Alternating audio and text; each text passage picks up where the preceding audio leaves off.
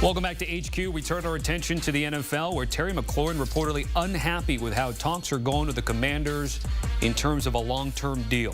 Fox Sports reporting the 29-year-old, quote, has made it clear to the team that he's frustrated with the lack of progress on a long-term deal. Let's show you the neighborhood, at least, that we think Terry McLaurin wants to be in. A lot of this movement came the offseason prior to this past season. But again, everybody chasing Jamar Chase, but $30 million or more certainly is the aim for him. Again, drafted in the third round of the 2019 NFL draft, signed a 3-year rookie extension worth $68 million in change in 2022. Let's bring in Tyler Sullivan to talk about the Terry McLaurin Washington Commanders. I don't want to call it drama. They're just in talks right now. But what do you make of the whole situation, including a report out there that T-Mac is a little unhappy right now? Yeah, you know, that report does turn it into, you can start throwing around the drama, right? A little bit. Before, it's like, okay, your star receiver looking for a new contract, but everything that we know from Terry McLaurin and what he's meant to that organization, you'd think, okay, well, they're going to figure this out, right? And I still ultimately believe that. But the fact that we're now starting to get a little bit of leaks here and there that he's particularly unhappy with how things are unfolding, it does raise the antenna. Now, does it raise the antenna high enough to say, is Terry McLaurin's days with the Washington Commanders numbered? No, I would pump the brakes on that. I think they ultimately figure something out. But you pointed it out there that you have Terry McLaurin trying to get into that $30 million range in an AAV with all of these other wide receivers jumping up into that value. I think that he looks at a guy like DK Metcalf this offseason, traded from the Seattle Seahawks to the Pittsburgh Steelers. The Steelers signed him to a 5-year, $150 million deal, $33 million in AAV. If I were Terry McLaurin, that would be the number that I am targeting. Now, the big question, the big counter for the Washington Commanders would be, well, sure, the Steelers give DK Metcalf that because he's 27, 26 years old. You are going to be entering your age 30 season. So a little bit of back and forth here. I think ultimately something gets done, but it's a little bit of drama here and there. It's always good for this time of the year. Contract aside, or at least money aside, where do you have McLaurin ranked? You mentioned his age, but to his point, and his camp's probably saying we really haven't had consistent quarterback play until now. We'll get to Jayden Daniels in a little bit, but where would you rank Terry McLaurin among the wide receiver ones? Yeah, he's absolutely in the top 12 if you want to do that. I don't know necessarily where. Obviously, you have guys like CeeDee Lamb, Jamar Chase, Justin Jefferson in that upper echelon. But you just said it. I don't even know if we know where Terry McLaurin ranks in terms of being a #1 wide receiver, because he hasn't been able to show us all of the promise and all of the talent because of Washington's poor quarterback play prior to last season when Jayden Daniels arrived. And still, he had 1,000 yards in 5 straight years going into this season. He is one of the more productive receivers in the NFL. And this is kind of why I'm kind of scratching my head for the Commanders to why they haven't gotten this deal done. He has been so productive and such a steward for your organization through some really trying times. He had an unbelievable season last year. Now that he has that elite quarterback in Jayden Daniels, double-digit receiving touchdowns, again, over 1,000 yards receiving, this dude is going to be your #1 option. And right now, he kind of has you backed into a corner, because if you look at big picture for the Washington Commanders, they don't have a lot of draft capital next year because they went out and traded for Deebo Samuel and Laremy Tunsil. They really only have a first and a third-round pick. The rest are all day 3 selections. You have a lot of salary cap space next season. So to me, it makes a lot of sense that you put somebody like Terry McLaurin in your long-term plans beyond just this season. Yeah, it's interesting how it all play out. We know that Terry McLaurin's been a good soldier through all of the quarterback changes that he's seen there in Landover, Maryland, and D.C. To get to Jayden Daniels here, obviously everyone's bullish given what they did last season in the postseason run, getting to the NFC Championship game.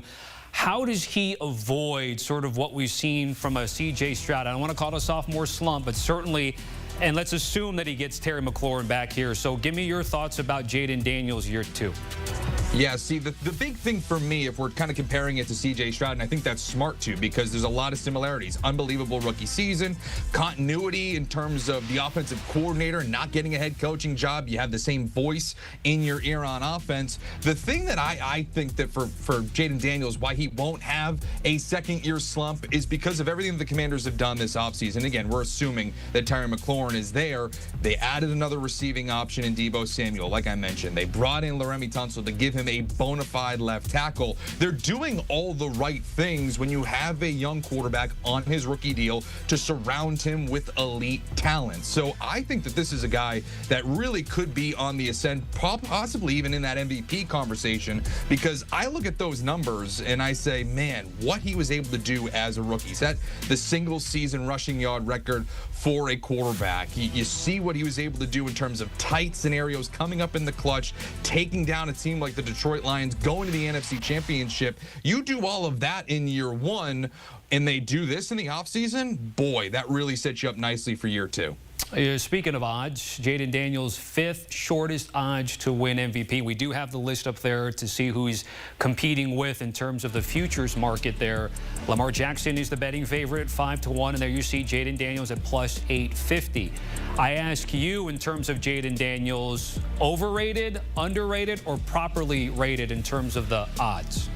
I think it's pretty good value. I think at plus 850, that would be a ticket that I would circle, because he has all of the things and the narratives, the play on the field that would lead him to be in the MVP conversation. And let's look at Lamar Jackson, who's the favorite there this season. But let's go back to his 2019 season, which was his second year in the NFL. It was really the first, when he burst onto the scene, when he was, the backup to Joe Flacco, but really burst on the scene during that 2019 season. He had over 3,000 passing yards, 36 touchdowns, 6 interceptions, 1,200 yards rushing.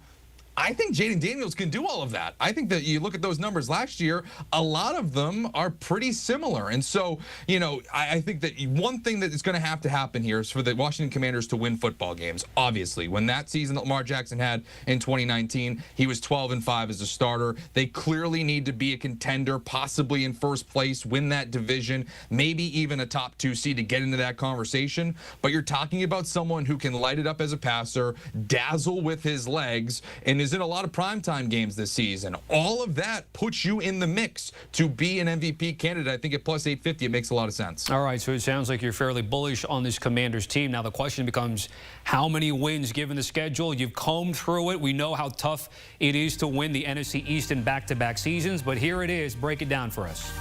Yeah, I think this is an 11-6 football team, and it's really because they do have a difficult schedule. As funny as it sounds, I don't know how this happened. I don't know how the schedule makers put this together. They actually have the easiest strength of schedule in the NFC East. It's not the Giants playing on a last-place schedule. It's not the Dallas Cowboys, certainly not the Philadelphia Eagles. For whatever reason, the Commanders have the easiest in-division schedule. And when I look at this schedule, I think that there's not a lot of room for them to kind of tumble. I don't think there's going to be a lot of losing streaks in here. Of course, teams can get you on every given week, but I go down the list here and I don't see a lot of consecutive games where they'll possibly be an underdog. I do look at that week 6 to week 8. Sure, Chicago's better, but you're playing them at home. You're going to the Dallas Cowboys. I have them winning both those games, but sure, you could possibly talk me into maybe losing one of those contests, going to Arrowhead against the Chiefs. That could possibly be a loss on Monday Night Football. I have them losing that game. The only area that I think is going to surprise some people is actually coming out of the bye. I think when they play the Denver Broncos, I think a lot of people might pencil them as a possible win. I think that could be very dangerous for them, because just like they're coming out of their bye in week 12, so are the Denver Broncos. And with that defense on paper, as it's projected to be one of the best in the NFL, that could give Jayden Daniels some fits. And then, of course, the next week, you go to the Minnesota Vikings. We don't know about J.J. McCarthy, what he's going to look like as the full-time starter, but if he is that first-round talent that the Minnesota Vikings hope that he is, that's going to be a really tough environment, a really tough team to take down. You have those 2 games in the final 3 weeks with the Philadelphia Eagles. I think you split that. But as you mentioned, this division is allergic to having repeat winners. And so if we're looking for one, it's clearly the Washington Commanders to unseat the Eagles and be the champions of the NFC East. All right, so you got them at 11 wins. They do have the 8th shortest odds to win the Super Bowl. By the way, outside of injuries, is there anything in the offseason or draft that would give you pause that would not allow this Commanders team to get to 10 wins or more? Yeah, I think it would just be if there is that, that second-year slump. You really can't explain it sometimes, right? Where now all of these teams, I guess you can't explain it because you could say, okay, well, Jayden Daniels was so spectacular during his rookie season, just like C.J. Stroud. But maybe you figure out, okay, just like people do with C.J. Stroud, you pressure him up the middle, you really kind of knock him down a few times, you exploit a weak offensive line, throw him off of his game.